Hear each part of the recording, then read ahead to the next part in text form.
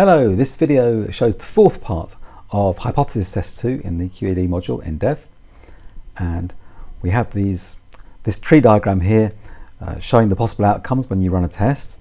And now I'm going to translate this back into the specific example we had here of the Dev students and their views on aid.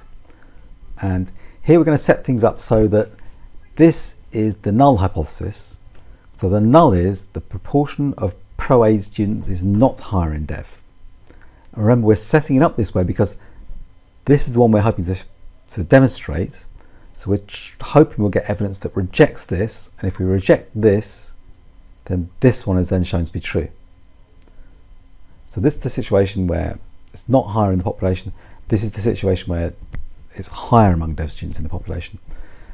Then here we've got the things we could observe. In each case, you could observe either of these two things. Either you observe that in the sample, the proportion of pro-aid responses is lower, equal, or a little bit higher among Dev students. Or the other thing you might observe is that the proportion of pro-aid responses is significantly more, which means quite a lot more among the Dev students. So again, we've got the same pair of things here. And the problem is that if you see this, then you could be there or there. And if you see this, then you could be there or there. And we don't know for sure which one it is. But what we'll try and set up is, I'll give you a clue by the size of these arrows, which means that if that is the case, the null hypothesis is true, you're a lot more likely to go down here than you are to go down here. Which means when you see this, it's unlikely you came down here, probably came down here. Because if this one is true, the pro-aid students proportion is higher in Dev, then this is less likely than this. Okay, so what follows are the four different possible scenarios, and what would you conclude that's happened in each case? What's most likely? Think about what you'd answer in each case here before the lecture, before the lecture workshop next week. So here's the possible samples. The problem we've got here is that any of these could have come from any of these here, but my argument is that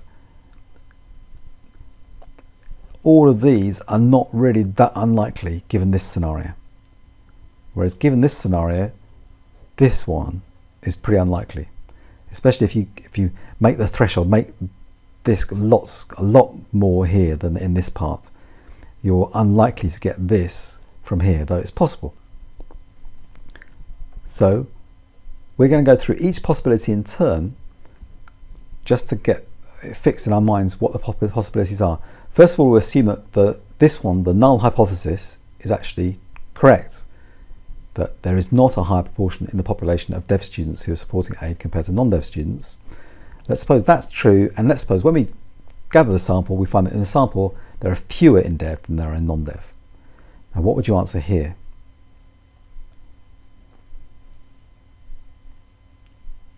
So, okay. Pause it if you need longer. I'll try and go on to the next.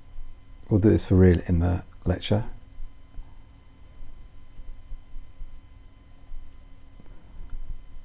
Here's another scenario. So in this case, this one is correct. Again, H naught is correct. There aren't more people in the whole population in Dev who support aid. But when you take the sample, you find that in the sample there's a lot more in your sample who support aid in Dev than there are in the non-Dev sample. So what do you think in this case? What do you think would be concluded? And would it be correct? So type 1, type 2 error, or correct rejection? So think about what you'd answer there, and we'll discuss that in the lecture. And get to the next one. Here's another scenario where in this case H naught is false. So in this case H1, which is what we think is true, is really true. So the proportion in the population of Dev students who are in favour of aid is higher than in non-Dev students, and you get a sample where in the sample it's considerably higher, or significantly higher among the Dev compared to non-Dev students. What do you think you might conclude there? Think about that.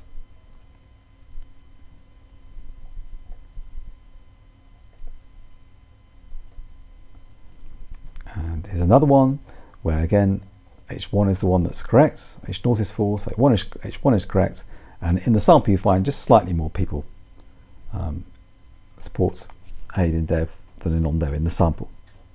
So in this case, what do you think the test outcome will be, and what would the interpretation be?